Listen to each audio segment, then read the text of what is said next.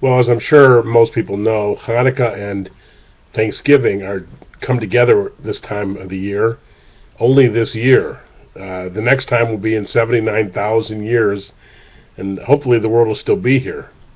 But as the way things are going, it's a very serious question. And I think that has to do with the common themes of both Thanksgiving and Hanukkah. And when you think about Thanksgiving, it's a celebration of the pilgrims being able to survive here and the thankfulness of being in the new land. George Washington was the first president of the United States and the first one to proclaim Thanksgiving Day. And really it goes to the heart of America, which is a experiment really for religious and political freedom. It's become the greatest democracy in world history, and both a celebration of that freedom, where people are at liberty to worship the way they want, and fulfillment of the biblical idea of every man shall live under his own vine and fig tree, no one will make him afraid, and the idea of political freedom. And then we have Hanukkah, which is exactly the same story, although most people don't know. If you ask most Jews, what's the story of Hanukkah, they say, well, it's a miracle about the oil.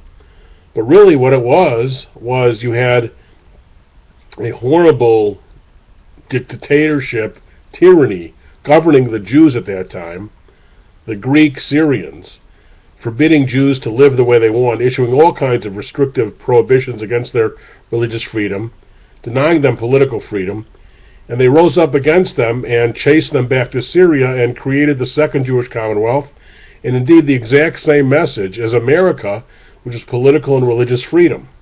And so it's very powerful that the two come together. Now here we are in 2013 facing a challenge to both our political and religious freedom. That of course is Islamic jihadism, the extreme Islam that exists in part of the world today, coming to the United States and in various other countries. Just a story in the news this week that in sections of London, gangs of Muslim kids have put up signs saying this is a Sharia neighborhood, and they beat bloody an American student who happened to be drinking beer in violation of, in a perfectly open London neighborhood. And there's a goal on the part of, if you ask these Muslim extremists, which are not insignificant, hundreds of millions of people, do they want Sharia imposed in the whole world? And they do. There's a beautiful, brilliant new book of essays by Charles Krauthammer called Things That Matter. Every essay is a gem.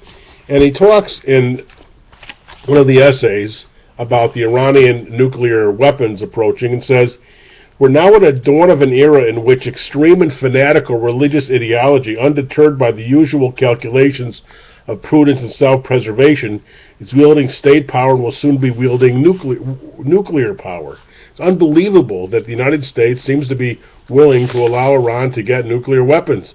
They're again been seduced into these ridiculous talks. And it's not just Iran. You have Hezbollah and Muslim Brotherhood and Islamic Jihad and the Palestinian Hamas, all and many, many other violent Islamic jihadist terrorist groups that are willing to blow themselves up, and mothers willing to lose all of their sons to kill innocent people to advance the cause of their violence. And what they want to do is deny religious rights to others.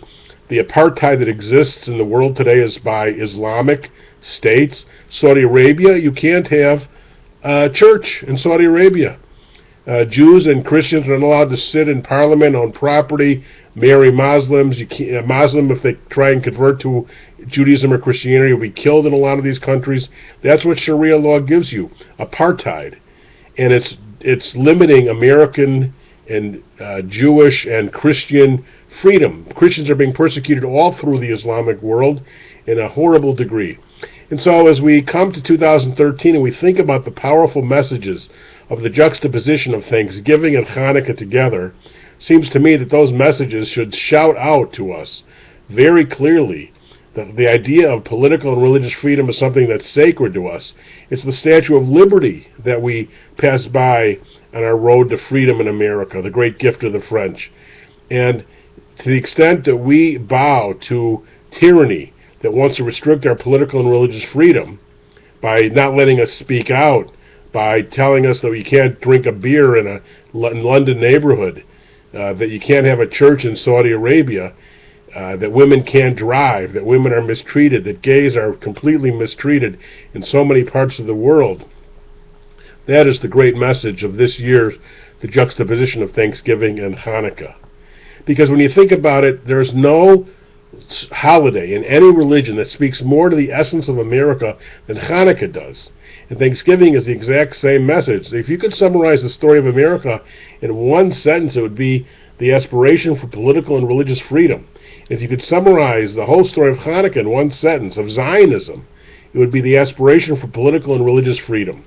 And together, the Jews and the American people have to, and plus the other rest of the Western world that believes in this, have to fight against the tyranny. Stood down the Soviet Union, although now through the incompetency of the U.S. government's actions, it seems like they're letting the Russians back into selling arms to the Soviets, which Kissinger was able to block 40 years ago. They've now been reintroduced into a power role in Syria. I mean, it's a really big danger, but the Cold War was ended. The United States is still the lone superpower, but now facing a new dark enemy that we must not allow to have any kind of victory, and that Islamic jihad. That's the story of Hanukkah and Thanksgiving this year.